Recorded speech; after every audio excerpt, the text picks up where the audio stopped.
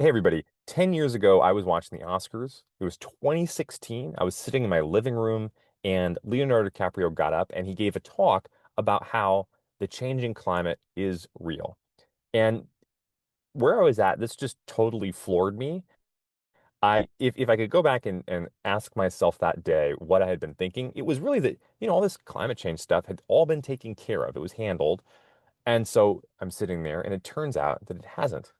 And the last 10 years, I've been working on stabilizing the climate because of that speech. Now, I've noticed over those last 10 years that there's a lot of room for improvement when it comes to talking about the changing climate. And I want to make a tool to support AirMiners in talking to their friends, to their family, to their peers, just in your day-to-day conversations. And so I wrote this guide called How to Talk About Climate in 2026. It's also useful for anybody that's working on stabilizing the climate.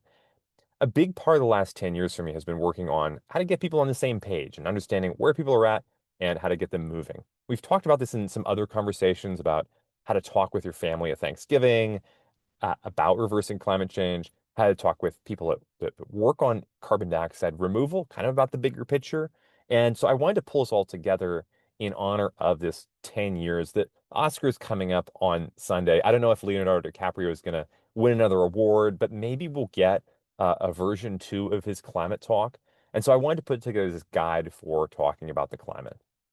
So think about it. You're standing at the grocery store and the cashier is talking to you about that the climate has always changed. Or you're at an event and the person that you're standing next to says, don't worry about the changing climate. We've got hundreds of years to get things together. And then you're talking to a peer at work and they say, you know what, we're just doomed no matter what we do. This is my guide for all those conversations. It's 7 steps on how to talk about the changing climate in 2026. It goes through, is it changing? Is it us? How bad is it? Can we do anything about it? Is stopping emissions enough?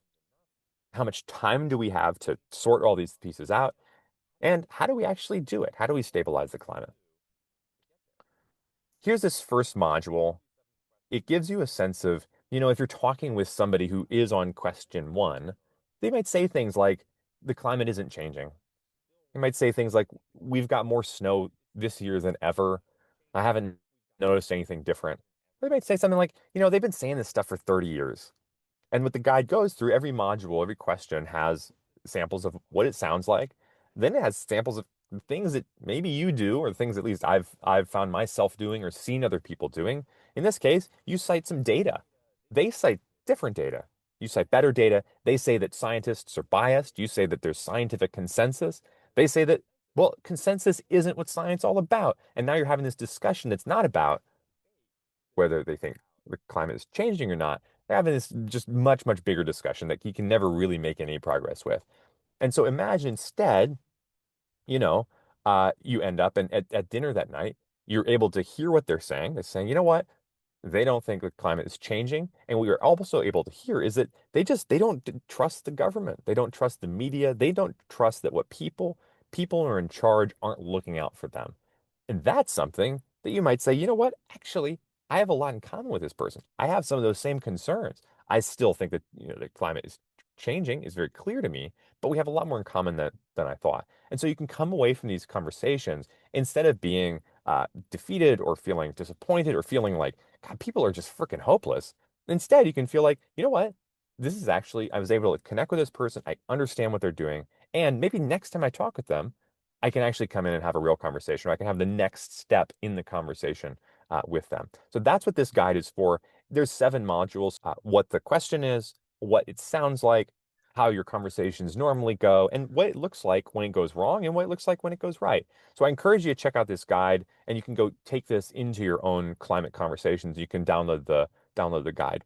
I got started in all this stuff 10 years ago. Some of the incredible things have grown up over the last 10 years. Communities, policies, startups, people that have really done incredible stuff. And I'm really looking forward to the next 10 years and what we're going to create together. And I look forward to this guide being a part of what helps get people on the same page so that we can all go and stabilize the climate together.